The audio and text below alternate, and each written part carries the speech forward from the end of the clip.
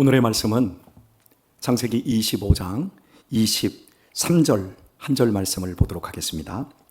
여호와께서 그에게 이르시되 두 국민이 네 태중에 있구나.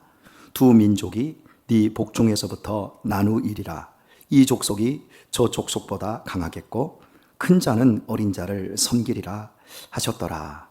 아멘. 한 주간 제가 중국 출장길에 있습니다. 아직 이 시간은 한국에 있는 시간입니다. 현재는 인천공항에 있을 것입니다. 그러나 여러분과 말씀을 나누고 싶어서 어제 녹화한 말씀을 오늘 시간에 맞춰서 틀어드리는 겁니다. 목사가 부재한 한 주간 동안 우리 성도님들이 교회의 주인은 머리는 예수님이심을 다시 한번 고백하며 서로 간의 교제와 섬김 그리고 돌봄을 잘 이어가시고 믿음 안에서 여러분의 일상을 더 아름답고 건강하게 만드실 수 있기를 바랍니다. 오늘 읽어드린 말씀은 하나님께서 야곱과 에서가 엄마 리브가의 뱃속에 있을 때의 상황을 이야기하고 있습니다.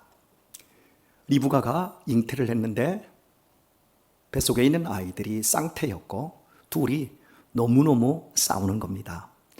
여기서 싸운다라는 표현을 할 정도로 아이들이 엄마 뱃속에서 거칠게 놀았던 것 같습니다.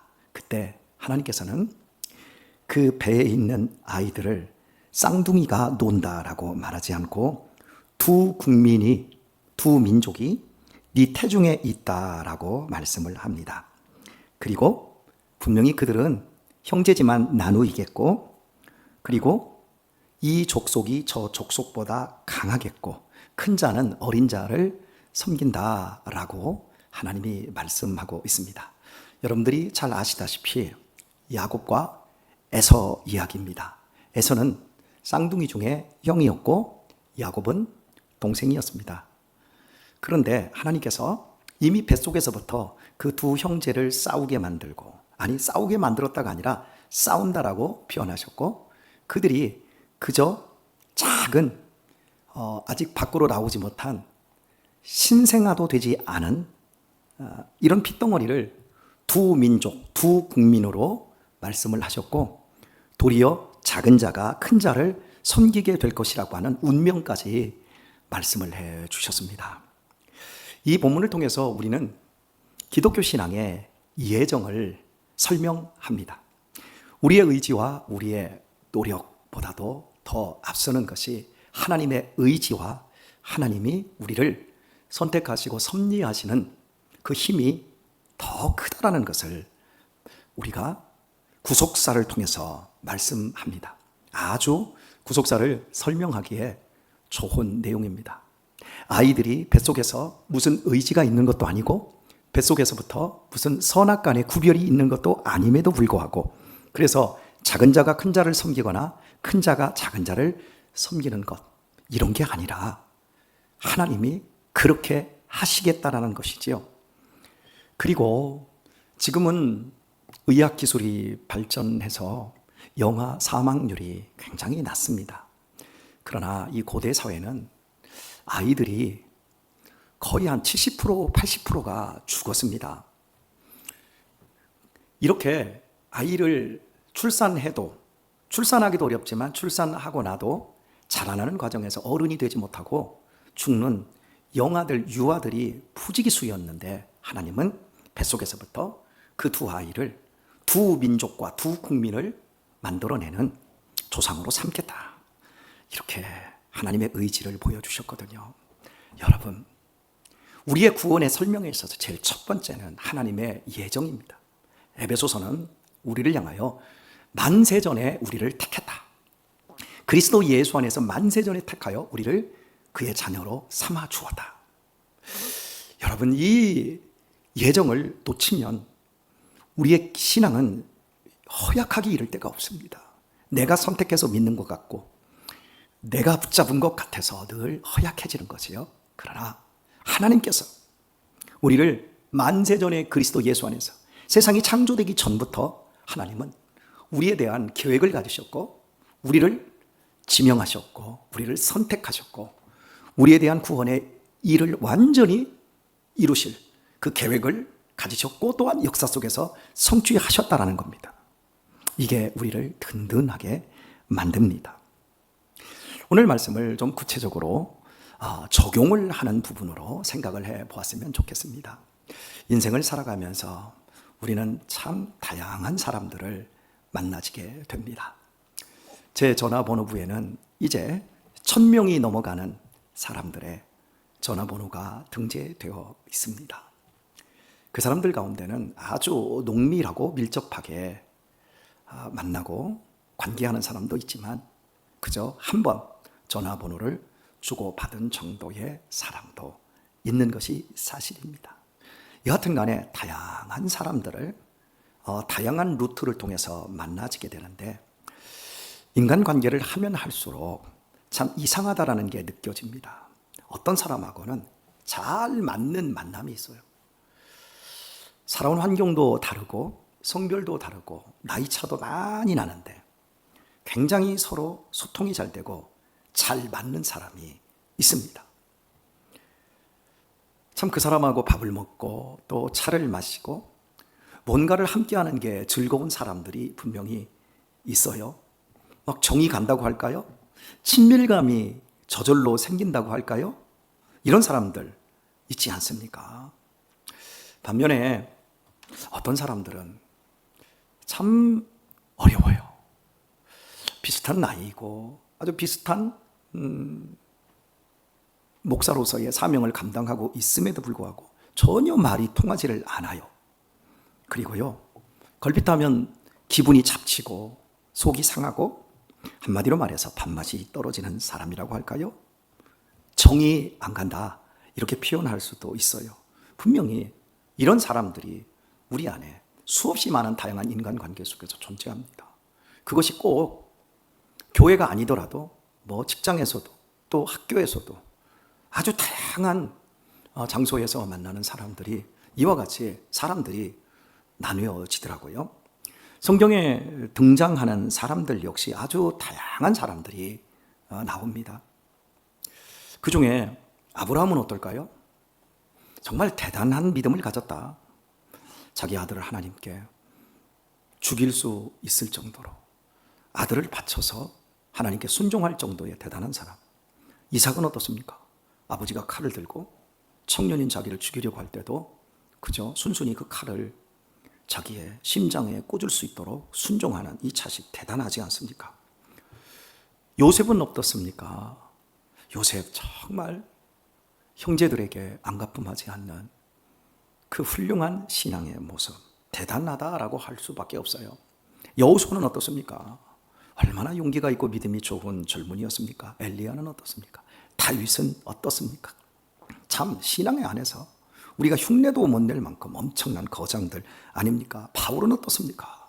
정말 귀하고 귀한 대단한 사람입니다. 이런 사람들의 이야기를 성경 속에서 읽다 보면 도전을 받는 것이 사실이지만 도전보다는 오히려 내 신앙의 취약함 때문에 참 부끄러워지고 자괴감이 느껴지게 하는 인물들이라고 할 수 있을 것 같습니다. 그런데 성경에 아주 나와 비슷한 사람이 나와요. 아주 나와 똑같은 어떤 인격적인 모순들, 연약함을 가진 사람이 나와요. 아주 이기적이고 경쟁심이 강하고 아주 간교한 사람이 하나 나오는데 그 사람이 야곱입니다. 여러분은 어떻습니까? 저는 야곱을 보면 참 어쩜 이렇게 나랑 똑같지? 그의 이름이 남의 발뒤꿈치나 잡는 자처럼 그런 허약하고 초라한 자 아니었습니까? 그런데도 욕심은 엄청나게 많고 고집도 세고 나갔다라는 느낌이 드는데 그런데 이런 야곱이 어떤 인과응보, 선을 행하면 선한 결과를 얻고 악을 행하면 그 악으로부터 벌이 와야 되는데 오히려 야곱은 그의 인생이 해피엔딩으로 끝나요. 너무나 멋진 인생으로 끝나요. 정말 믿음의 거장이 되지 않았습니까? 이름은 속이는 자, 남 발뒤꿈치를 잡는 자에서 하나님과 겨루어 이겼다. 엄청난 이름을 가진 다른 사람으로 거듭난 그의 후반전을 보게 되어집니다. 나처럼 약점이 많았습니다. 그런데도 그가 너무 아름다운 인생으로 바뀌었다라고 하는 이 부분을 보면 얼마나 이 야곱을 다시 한번 주위에서 보게 되어지고, 야, 나도 야곱처럼 이런 복을 나도 받을 수 있겠구나라는 용기가 생기지 않습니까? 하지만 야곱의 일대기를 쭉 살펴보다 보면 야곱은 정말 힘든 인생을 살았어요. 그가 요셉으로 인해서 애굽의 총리 대신이 된 요셉의 초청을 받고 애굽 왕 바로 앞에 섰을 때 창세기 47장 8절에서 이렇게 고백합니다. 내가 내 조상들보다는 오랜 세월을 살지 않았지만 험악한 인생을 살아왔다. 여러분, 험악한 인생을 살았다 그럽니다.